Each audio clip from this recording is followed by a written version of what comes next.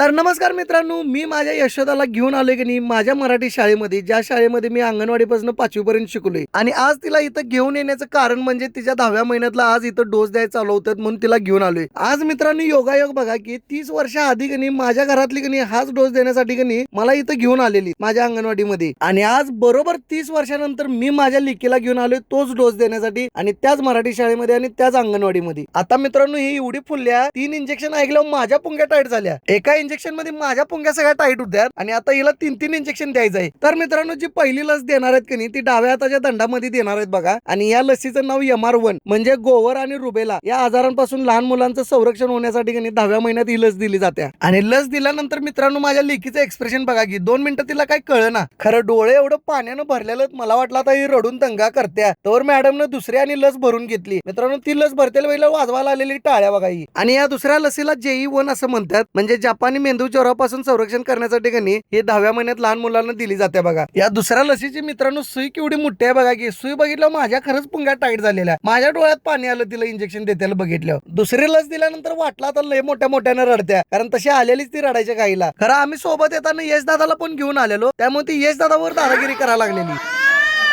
कुठलाही डोस त्रास होत नाही. जरा लेग माझी स्टेबल झाली तर मॅडमने तिसरी लस भरून मोकळी. मित्रांनो तिसरी लसचं तरी इंजेक्शन पूर्ण मांडीमध्ये घुसवलेलं बघा. आगा म्हणलं आता ही रडून दंगा करत्या तरी मॅडमने तिच्याबरोबर बोलून कनी तिला शांत केलं. आणि या तिसऱ्या लसीला कनी PVC बूस्टर डोस असं म्हणतात बघा. निमोनिया आणि फुफ्फुसांच्या कनी संसर्गापासून बचावासाठी कनी हा बूस्टर डोस दिला जातोय बघा. तिसरा डोस दिल्यानंतर बाकीचे लहान मुलं रडतेले बघितलं कनी हिला पण जरासं रडू यायला लागलं की मित्रांनो. खरं हिचं रडणं बघून कनी असं वाटलं की रडायला की ऍक्टिंग करायला काहीच कळेना ना.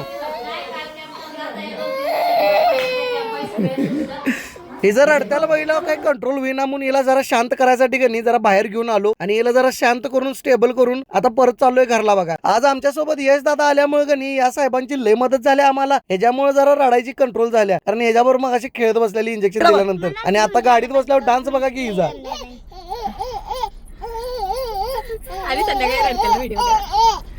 हिच्या दोन्ही दंडामध्ये इंजेक्शन देऊन सुद्धा हिचा डान्स बघा की असली फुलल्या गणी. आम्हाला टेन्शन आले आता एवढी नाचाल्या रात्री केवढा दंगा करत्या काय माहित. कारण तिथल्या डॉक्टरांनी सांगितलेलं की नाही तिला जराशी कणकणी येणार म्हणून. या यश दादाचं मनापासून आभार आहे आमच्या सोबत आल्यामुळे. आणि आता यश दादाला आणि यशोदाला घरी सोडतो बघा मित्रांनो. आणि घरी सोडून आता ऑफिसचं काम करायला आणि आपल्याला जायचं संकेश्वरला आणि गडिंग्लजला. तर मित्रांनो आपण भेटूया अजून एका अशाच नवीन व्हिडिओ मध्ये. तोपर्यंत जर तुम्ही मित्रांनो मला फॉलो केला नसेल तर प्लीज फॉलो करा आणि व्हिडिओ तेवढं जास्तीत जास्त शेअर करा मित्रांनो. आणि थँक्यू सो मच.